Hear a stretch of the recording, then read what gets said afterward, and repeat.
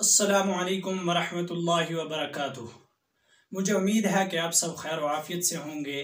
اللہ تعالیٰ آپ کے علم میں اضافہ فرمائے اور مجھے حق بات کہنا ہے اور ہم سب کو جو ہے اس پر عمل کرنے کی توفیق عطا فرمائے۔ آؤ تجوید سیکھیں سبق نمبر 4۔ تو جیسا کہ ہم نے کل پڑھا تھا کہ جو ہے مخارج کا بیان پڑھا تھا، تو یعنی مخرج جو ہے نکلنے کی جگہ ہیں، ٹھیک ہے، مخرج جو ہے مخارج کی جمع ہے، ٹھیک ہے۔ تو آج اسی کے متعلق جو ہے تھوڑا سا وہ بھی پڑھیں گے اور اس کے ساتھ ساتھ دوسرا سبق بھی پڑھیں گے۔ تو یہ نہیں میں نے آپ کو بتایا کہ ایک حرف کا مخرج ہم کیسے معلوم کریں، ہمیں کیسا پتہ لگے کہ جو ہے اس حرف کا مخرج ڈیفینیٹلی یہی ہے، کیونکہ ہم نے تو پڑھا الف کا مخرج، با کا مخرج الگ، تا کا جیم کا الگ مخرج ہے، لیکن ہمیں کیسے معلوم ہو ہم خود سے یہ حرف جو ہے یہ مخرج کس طریقے سے ہر حرف کا مخرج نکالیں۔ تو دیکھیں، کسی بھی حرف کا مخرج معلوم کرنا ہو تو سب سے پہلے اس حرف کو جو ہے ساکن کر لینا ہے۔ تو دیکھیں، میں آپ کو یہاں پر لکھ کر بتاتا ہوں کہ ایک حرف جو ہے اس کا مخرج ہم نکالتے ہیں۔ مان لو ہم لیتے ہیں جیم کا مخرج، ٹھیک ہے، تو جیم کا مخرج ہم نے معلوم کرنا ہے۔ جیم کا مخرج جو ہے معلوم کرنا ہے تو اس کو کیا کرنا ہے، ساکن کرنا ہے۔ تو اس کے ساتھ جو ہے حمزہ متحرکہ لانی ہے۔ تو یاد رکھیں، حمزہ متحرکہ کہتے ہیں حرکت والی حمزہ کو، کیا کہتے ہیں، حرکت والی حمزہ کو متحرکہ حمزہ کہتے ہیں۔ تو جیم کا مخرج معلوم کرنا ہے ہم نے، تو اس طریقے سے کیا جائے گا، ٹھیک ہے۔ ویسے تو جیم کا مخرج یہ ہے، تو دیکھیں زبان کا بیچ اور اسی کے مقابل اوپر کا تالو، ٹھیک ہے، تالو کہتے ہیں اندر والے اوپر والے حصے کو، منہ کے اندر جو اوپر والا حصہ ہوتا ہے۔ اب جیم کا یہاں پر مخرج معلوم کرنا ہے تو اس طریقے سے کیا جائے گا۔ اس سے پہلے حمزہ متحرکہ لائی تو اس کو کیا پڑھیں گے، اس کو پڑھیں گے آج، ٹھیک ہے، آج، ٹھیک ہے۔ تو یہ جیم تھی، اس کو جیم نہیں پڑھا گیا، اس کو ج پڑھا گیا، جیم، ٹھیک ہے۔ تو آپ دیکھیں، مان لو اس طریقے سے دیکھیں، یہ ہے زبان کا جو ہے اندر والا اوپر والا حصہ، اور یہ جو ہے یہ زبان خود ہے۔ تو دیکھیں، جب ہم نے آ کیا تو جو اوپر تالو تھا اس کے ساتھ ابھی زبان کہیں پر بھی نہیں لگی، تو جب ہم کریں گے آج آج آج، ٹھیک ہے، آج کرنے سے جو ہے زبان تالو کے ساتھ لگ جاتی ہے، پھر ہمیں خود بخود جیم کا مخرج سامنے آ جاتا ہے، ٹھیک ہے۔ ہمیں جیم کا مخرج بھی جو ہے اچھے طریقے سے معلوم ہو چکا ہے، زبان کا بیچ اور اسی کے مقابل اوپر کا تالو۔ دیکھیں، زبان کا بیچ والا حصہ اوپر لگا، کس کے ساتھ، تالو کے ساتھ لگا، تو جیم کا مخرج ہمارے سامنے آ چکا ہے، ہمیں یہ پتہ لگ چکا ہے کہ جو ہے جیم کا مخرج یہی ہے، ٹھیک ہے۔ اس سے پہلے یاد رکھنا حمزہ متحرکہ لانی ہے، کسی بھی حرف کا مخرج معلوم کرو، آؤ کرو، آؤ واو کا مخرج معلوم کرو، تو واو کا مخرج بھی اسی طریقے سے ہے۔ واو میں ہم کسی کو کہتے ہیں آؤ ہمارے گھر، نہ کہ یہ کہتے ہیں کہ آو ہمارے گھر، ایسا نہیں کہتے۔ تو آؤ، ٹھیک ہے، واو کا مخرج ہے دونوں ہونٹ جبکہ پورے نہ ملے، تو آؤ میں دونوں ہونٹ پورے نہیں ملتے ہیں، ٹھیک ہے، اس کا مخرج بھی ہمیں یہاں پر معلوم ہو چکا ہے، ٹھیک ہے۔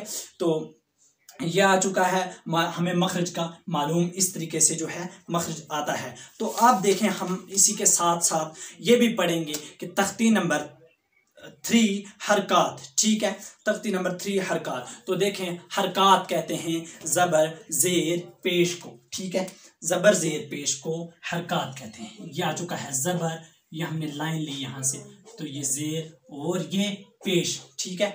اوپر زبر، دیکھیں حرف کے اوپر زبر، حرف کے نیچے زیر، تو حرف کے اوپر پھر آگے پیش، پیش کی یہ نشانی ہے۔ حرف اسے کہا جاتا ہے، حرکت اسے کہا جاتا ہے، حرف کے ساتھ حرکت لگتی ہے، ٹھیک ہے۔ تو دیکھیں حمزہ متحرکہ، ٹھیک ہے، اب اسی کے ساتھ آتا ہے زبر زیر پیش کو جلدی پڑھنا ہے، ٹھیک ہے، تھوڑا بھی نہیں کھینچنا ہے، الف ہمیشہ خالی ہوتا ہے، ٹھیک ہے، یہ الف تھا پہلے، ٹھیک ہے، یہ حمزہ، یہ دیکھیں حرکت اس کے ساتھ سے مٹا دینے سے جو ہے یہ کیا بن جاتا ہے، یہ الف ہے، اس کے ساتھ دوبارہ سے حرکت لگنے سے، کوئی بھی حرکت لگے، کھڑا زبر، کھڑی زیر، الٹا پیش، سیدھا پیش یا تشدید مد، ٹھیک ہے، کچھ بھی لگے اس کے ساتھ تو یہ حمزہ متحرکہ بن جاتی ہے، یاد رکھیں، ٹھیک ہے۔ تو یہ الف ہمیشہ خالی رہتا ہے، جو الف خالی نہ ہو وہ حمزہ ہوتا ہے، ٹھیک ہے، یاد رکھیں، ٹھیک ہے۔ یہ آگے زبر، آپ دیکھیں، اب ہم زبر کی مثال دیتے ہیں۔ زبر کا یہ نشان ہے کہ زبر کی آواز جو ہے اوپر کو جاتی ہے، زیر کی آواز نیچے کو جاتی ہے، اور پیش کی آواز جو ہے آگے کو جاتی ہے۔ زبر زیر اور پیش، ٹھیک ہے. اسی طریقے سے جو ہے یہ آ چکا ہے زبر زیر پیش. آپ دیکھیں زبر کی جو ہے مشق، دال زبر دا، را زبر را، سین زبر سا، دارا سا، ٹھیک ہے. حرف جو ہیں یہ حرف جو ہیں ان کی مشق جو ہے بہت زیادہ ضروری ہے، ٹھیک ہے. تو ان کی مشق بھی ساتھ ساتھ کریں. دارا س، ٹھیک ہے. دال کا مخرج ہمیں معلوم ہو چکا ہے کہ اگر دال کا بھی مخرج معلوم کرنا ہو تو دیکھیں دال اور تا کا مخرج جو ہے وہ ایک ہی ہے. میں نے بتایا تھا کہ حمزہ متحرکہ لانا ہے. اس سے پہلے حمزہ متحرکہ لانے سے یہ ہوتا ہے کہ آپ کو ہر حرف کا جو ہے مخرج معلوم ہو جاتا ہے. یہ آ گیا دال زبر دا، را زبر را، سین زبر سا. یہ آ گیا حمزہ کی مشق، اور یہ آ چکا ہے حمزہ زیر ای، با زیر بی، لام زیر لی، ٹھیک ہے.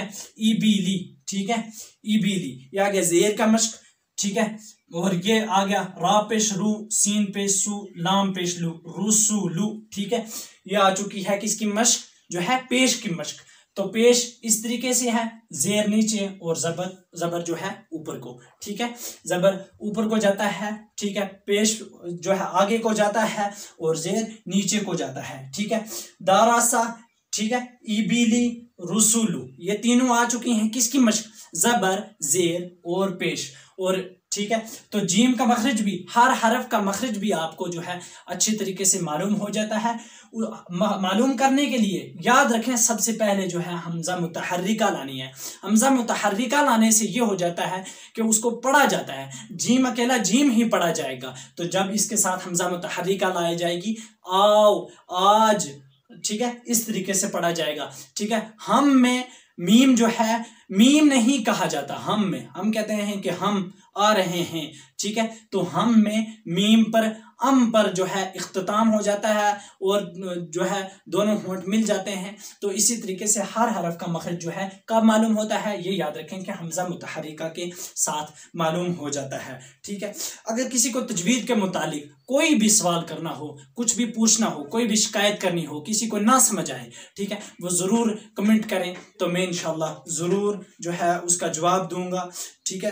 تو مجھے امید ہے کہ یہ سبق بھی بہت ہی اچھی طریقے سے آپ کو سمجھ آ چکا ہوگا. انشاءاللہ پھر ملتے ہیں آنے والے سبق میں. تب تک کے لیے اجازت دیں. السلام علیکم ورحمۃ اللہ.